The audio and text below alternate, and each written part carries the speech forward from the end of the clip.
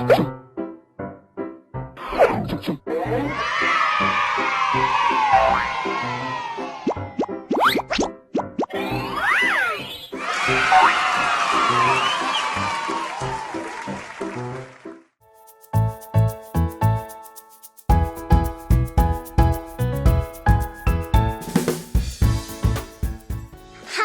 teman-teman kelas 4. Semoga kamu dan keluargamu sehat semuanya ya.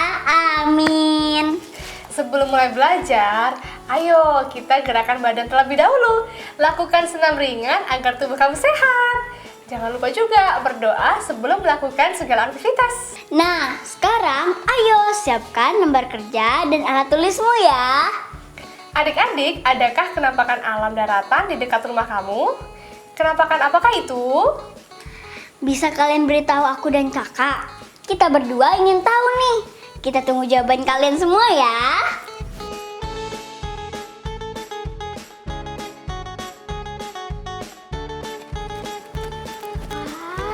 Hai. Cantik banget. Iya dong, bagus banget kan baju kakak? Iya, kak. Ngomong, ini baju daerah dari mana kak? Ini baju adat khas Sulawesi Barat, Dek. Adik-adik, apakah kalian pernah tahu sebuah daerah bernama Polewali Mandar? Polewali Mandar? Nggak tahu kak. Tapi aku pernah dengar sih kak. Gimana nih dengan teman-teman? Nah, Polewali Mandar adalah sebuah kabupaten di Provinsi Sulawesi Barat.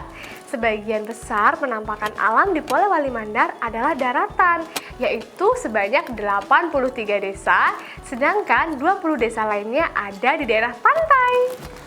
Oh, jadi lebih luas daerah daratannya ya kak?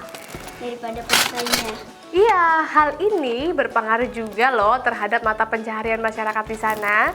Mata pencaharian mereka apa kak? Mata pencaharian utamanya adalah petani padi. Oh gitu kak. Iya. Tahukah kamu, produksi padi yang dihasilkan di Kabupaten Polewali Mandar terbilang cukup besar, yaitu sekitar 300 ton sekali panen. Nah, kegiatan ini merupakan salah satu tradisi yang dilakukan oleh masyarakat Polewali Mandar. Untuk apa mereka melakukan ini? Ada ingin tahu? Dan adik-adik di rumah pastinya juga pengen tahu juga dong. Kalau begitu, ayo sekarang kita baca informasi tentang masyarakat Polewali Mandar yang punya tradisi unik saat menyambut maupun seusai panen padi. Ayo kita membaca. Judul buku ini, Tradisi Unik di Polewali Mandar Menyambut Musim Panen. Pengarangnya Abdi Febriadi. Tradisi Mapa Dendang merupakan salah satu tradisi unik yang dilakukan oleh suku Bugis saat menyambut maupun usai panen padi. Tradisi Mapa Dendang ini digelar sebagai wujud rasa syukur kepada Sang Pencipta atas limpahan rezeki dan hasil panen padi yang diperoleh.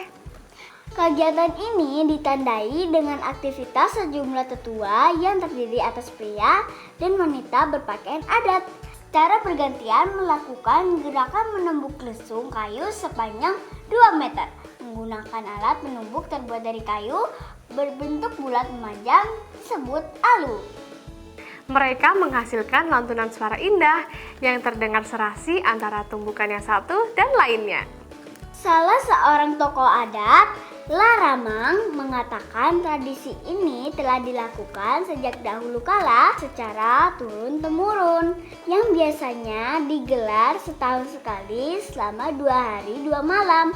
Ini merupakan tradisi lama yang kami gelar setiap tahun. Siang malam kami Mapa Dendang katanya. Sebelum tradisi ini dimulai, warga yang dipimpin tokoh adat terlebih dahulu memanjatkan doa agar Yang Maha Kuasa senantiasa melindungi dan memberikan keselamatan kepada semua warga di daerah ini. Tidak ketinggalan, aneka jenis makanan juga disiapkan, di antaranya sokol atau beras ketan, pisang, ayam, dan menu pelengkap lainnya untuk dihidangkan kepada warga. Irwan, tokoh pemuda setempat, mengaku kagum terhadap warga yang masih mempertahankan tradisi dan warisan leluhur mereka. Sebab sudah jarang daerah yang melakukan tradisi seperti ini di tengah zaman yang sudah modern. Ini menarik sekali sebab sudah jarang dilakukan oleh warga. Semoga bisa terus dilestarikan agar menjadi pelajaran bagi generasi penerus yang akan datang. Harapnya Bang Irwan. Selesai deh. Jadi bagaimana? Wow, kekayaan tradisi Indonesia itu emang sangat luar biasa. Iya dong, maka itu kita harus bangga dengan negara kita Indonesia, Dek.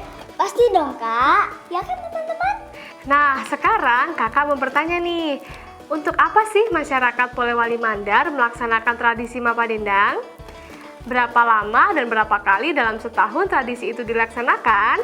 Apa yang dilakukan para tetua saat melaksanakan tradisi itu? Makanan apa saja yang disajikan dalam tradisi itu? Apakah menurutmu tradisi Mapa Dendang itu baik? Jelaskan pendapatmu ya.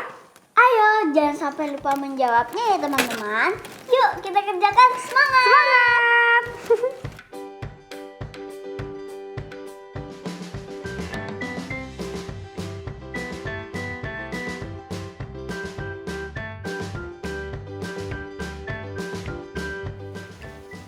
Hai teman-teman, aku baru saja membuat surat pembaca. Lihat deh. Aku yakin kalian juga pasti bisa membuatnya. Cara membuatnya juga mudah kok. Sekarang perhatikan daerah tempat tinggalmu. Kamu amati aktivitas atau tradisi yang biasa dilakukan masyarakat di tempat tinggalmu. Kemudian tulislah surat pembaca berdasarkan hal yang kamu amati itu di buku kerjamu ya. Contohnya seperti punya aku ini. Pertama, pada bagian tabel paling atas kalian tuliskan nama daerah, misalnya Polewali Mandar. Kemudian tarik garis ke bawah dan tuliskan kenampakan alam, misalnya daratan. Lalu tarik garis ke samping, tuliskan mata pencaharian, misalnya bertani. Dan jelaskan apa jenis pertaniannya. Lalu tarik garis lagi. Kemudian tuliskan upacara atau tradisi yang berkaitan dengan mata pencaharian masyarakat. Misalnya Mapa Dendang. Dan jelaskan apa saja yang dilakukan dalam pelaksanaan tradisi ini. Seperti itu tuh teman-teman caranya. Kalian tinggal sesuaikan dengan kondisi di daerah kalian ya. Oh ya teman-teman, jangan lupa ya untuk ceritakan tradisi Mapa Dendang dari bacaan yang telah sama-sama kita baca tadi kepada orang tua kamu atau walimu. Kamu boleh bertanya jika ada hal yang belum kamu paham. Hai adik-adik, ayo bermain bersama kakak. Di sini kakak punya beberapa kalimat-kalimat acak loh. Kalian harus menyusunnya menjadi kalimat yang benar. Kakak beri contoh ya, kalimat acak yang pertama. Nah, dari kalimat acak ini, kita tinggal menyusunnya menjadi kalimat yang benar. Seperti ini, tradisi Mapa Dendang dilakukan sebagai ungkapan rasa syukur atas panen yang diperoleh. Oh gitu Kak, aku ngerti. Kalau sudah paham, sekarang silahkan ada yang mencobanya. Ini dia kalimat acaknya. Oke. Adi coba ya Kak. Oke, ini dia.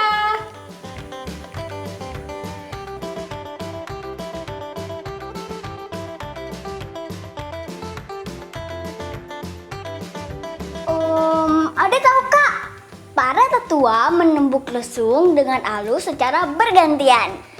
Betul banget. Yeay, kamu hebat deh. Gimana nih adik-adik di rumah? Gampang kan? Sekarang giliran kalian mencobanya ya. Ini dia kalimat acaknya. Lantunan, suara, dan serasi mereka menghasilkan yang indah. Ayo silahkan disusun menjadi kalimat yang benar.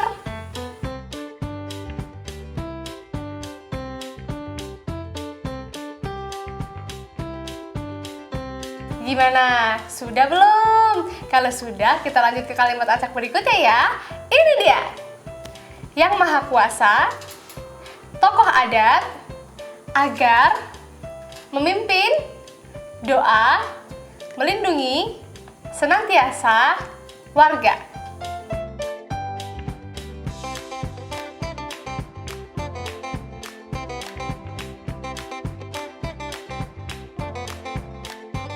Gimana adik-adik? Sudah dijawab?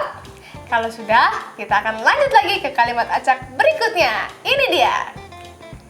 Sejak tradisi ini telah turun-temurun dahulu dilakukan kala secara.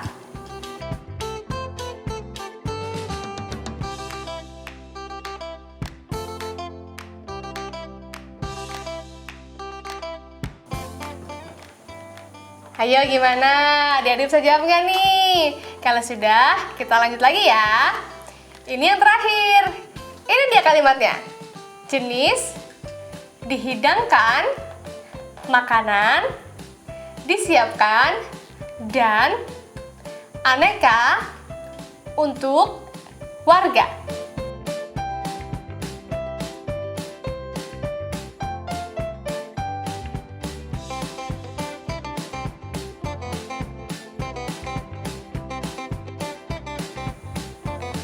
Gimana? Adik-adik sudah menyusunnya? Sudah ya? Wah, luar biasa! Kalau begitu, minta tolong orang tua atau wali kalian untuk mengeceknya ya. Semoga kalimat yang adik-adik susun tersusun dengan sempurna. Kalau belum, silahkan mencoba lagi. Semangat! Hai teman-teman, aku habis mengisi jurnal bacaanku nih. Nih, lihat. Kalian juga jangan lupa ya untuk mencatat buku atau bacaan yang kamu baca di jurnalmu ya. Oh ya teman-teman, besok kamu akan membuat model gunung berapi. Kamu bisa menyiapkan bahan dan alatnya mulai dari sekarang ya. Ini dia alat dan bahan yang kalian butuhkan. Pertama-tama, siapkan 1 kaleng bekas minuman atau botol bekas, lilin mainan, atau plastisin. Tapi jika tidak ada, kamu bisa memakai tanah atau pasir ya, atau apapun yang mudah kamu dapatkan.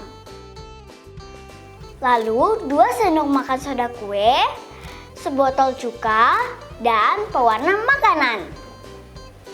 Kalian sudah bisa mulai menyiapkannya dari sekarang loh. Yuk, kita bersiap. Semangat!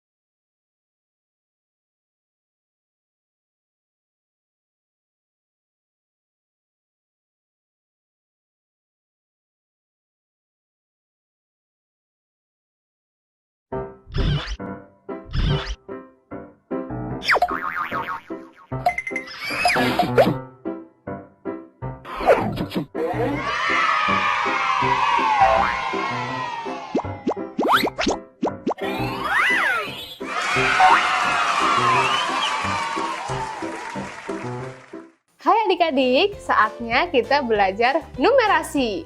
Perhatikan gambar berikut ya. 2 orang berfoto dengan bunga bangkai. Jika diketahui tinggi kedua anak tersebut adalah 135 cm dan 160 cm, tentukan perkiraan ketinggian bunga bangkai itu. Kita hitung bersama-sama yuk. Cara mencari tinggi bunga bangkai, kita hitung selisih tinggi kedua anak itu, yaitu 160 dikurangi 135. Berapa, Dek? 25 cm, Kak. Setelah itu, kita cari nilai tengah dari 25 cm dengan cara 25 cm dibagi 2, hasilnya adalah 12,5 cm. Kalian bisa bulatkan 12,5 cm menjadi 13 cm. Terus, kamu tambahkan dengan tinggi anak yang pakai baju hijau itu. Berapa jadinya? 135 ditambah 13 cm ya? Jadinya 148. Bener nggak? Betul sekali. Yeay! Perkiraan tinggi bunga bangkai kisaran 148 cm. Terus kalau nggak dibulatkan boleh nggak, Kak? Boleh kok, Dek. Nah, adik-adik yang di rumah, gimana dengan jawaban kalian? Kalian dapat menghitung perkiraan dengan cara lain loh. Pasti hasilnya tidak jauh berbeda dengan apa yang kakak contohkan tadi. Silakan dicoba ya. Halo adik-adik, yuk simak info tentang penggunaan sudut yang satu ini. Kita akan berangkat ke Pelabuhan Tanjung Mas di Semarang. Ayo kita berlayar! Salah satu penggunaan sudut adalah untuk menentukan arah kapal laut atau pesawat terbang dari tempat keberangkatan ke tempat tujuan. Berikut ini adalah contoh jalur kapal dari Pelabuhan Tanjung Mas Semarang ke Kumai Pangkalan Bun. Agar kapal melaju terarah sampai tujuan dan tidak keluar dari jalur kapal, maka nahkoda berpedoman pada ukuran sudut. Pada gambar di atas, kapal perlu melaju dengan sudut 20 derajat dari arah utara. Indonesia merupakan negara kepulauan terbesar di dunia. Indonesia memiliki 17.499 pulau dari Sabang sampai Merauke, dengan luas total wilayah sekitar 7,81 juta kilometer persegi. Dari total luas wilayah tersebut, 3,25 juta kilometer persegi adalah lautan.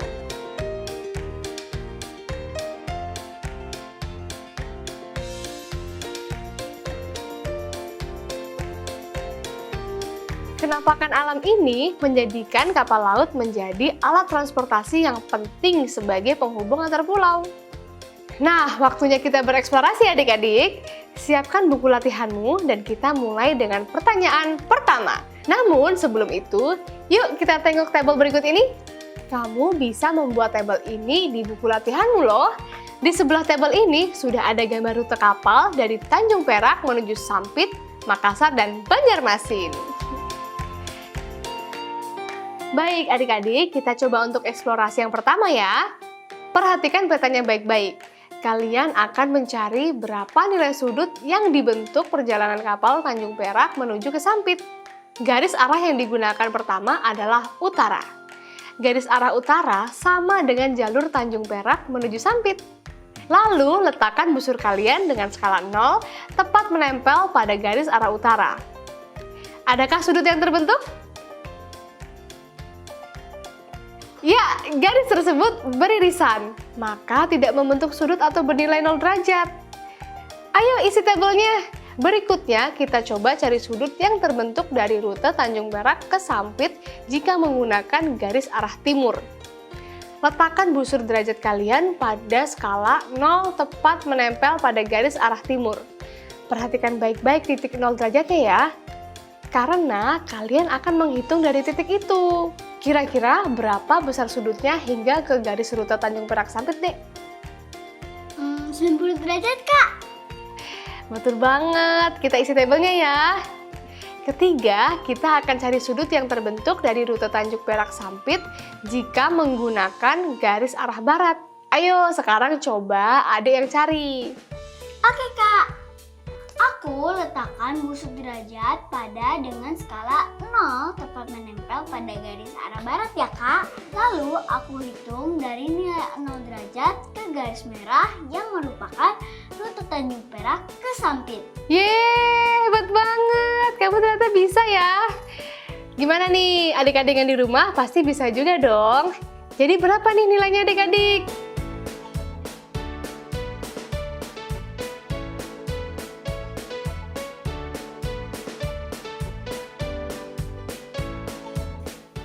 Ya, tepat sekali, 90 derajat. Ingatkah jenis-jenis sudut? Pertama, ada sudut lancip yang merupakan sudut dengan nilai kurang dari 90 derajat. Kedua, ada sudut siku-siku yang memiliki nilai 90 derajat. Ketiga, ada sudut tumpul yang memiliki nilai lebih dari 90 derajat. Coba sekarang kalian perhatikan gambar berikut ini ya. Gambarlah sudut yang dibentuk oleh jalur kapal Tanjung Perak Sampit dan Tanjung Perak Makassar pada buku kalian. Tentukan jenis sudut yang dibentuk. Pertanyaan terakhir dari kakak, gambarlah sudut yang terbentuk dari rute Tanjung Perak Banjarmasin dengan garis arah barat. Jenis sudut apa yang terbentuk dari rute itu terhadap garis tersebut? Ayo, teman-teman pasti bisa menyelesaikannya. Ukurlah menggunakan busa derajat untuk mengetahui jenis sudut tersebut. Selamat bereksplorasi! Untuk tugas di rumahmu, yuk kita kembali lagi melihat gambar jalur kapal lautnya. Teman-teman dapat memotret gambar rute ini untuk membantu pengerjaan soal latihannya ya. Berikut soal latihannya. Tentukan kebenaran dari pernyataan berikut dengan menjawab benar atau salah pada buku catatanmu. Besar sudut yang dibentuk oleh arah utara dan barat adalah 90 derajat. Sudut yang dibentuk oleh jalur kapal Tanjung Perak Makassar dengan arah barat adalah sudut tumpul. Sudut yang dibentuk oleh jalur kapal Tanjung Perak Banjarmasin dengan garis arah utara lebih besar dari sudut yang dibentuk oleh jalur kapal Tanjung Perak Makassar dengan arah selatan. Sudut yang dibentuk oleh jalur kapal Tanjung Perak Sampit dengan jalur kapal Tanjung Perak. Tunjukkanlah hasil kerjamu kepada orang tua kamu atau wali kamu di rumah ya untuk diperiksa. Selesai deh kegiatan belajar kita hari ini. Iya kak, seru banget ya. Jadi apa aja nih Dek yang kamu pelajarin hari ini? Hari ini kita membaca buku yang sangat menarik dan informatif berjudul Tradisi Unik di Polewali Mandar Menyambut Musim Panen. Terus ada apa lagi? Aku dan teman-teman juga menulis surat pembaca berisi tentang tradisi di daerah kita masing-masing. Wah, seru banget ya. Terus apa lagi dong? Kita juga bermain games, menyusun kalimat acak menjadi kalimat yang benar. Lalu aku mengisi poin jurnalku. Itu aja nih. Enggak dong, aku juga menghitung perkiraan tinggi dari bunga bangkai. Dengan contoh tinggi dari 2 anak, menghitung sudut yang dibentuk oleh rute kapal, menentukan jenis-jenis sudut dari soal latihan, dan menggambar sudut yang ditentukan. Nah, semoga adik-adik semangat terus ya belajarnya. Aku dan kakakku pamit undur diri dulu ya teman-teman. Jangan lupa untuk selalu mematuhi protokol kesehatan, yaitu memakai masker, mencuci tangan, dan juga menjaga jarak. Dengan mengikuti protokol kesehatan, kita bisa terhindar dari segala macam virus. Tetap semangat dan tetap jaga kesehatan ya semuanya. Sampai berjumpa lagi minggu depan. Dadah!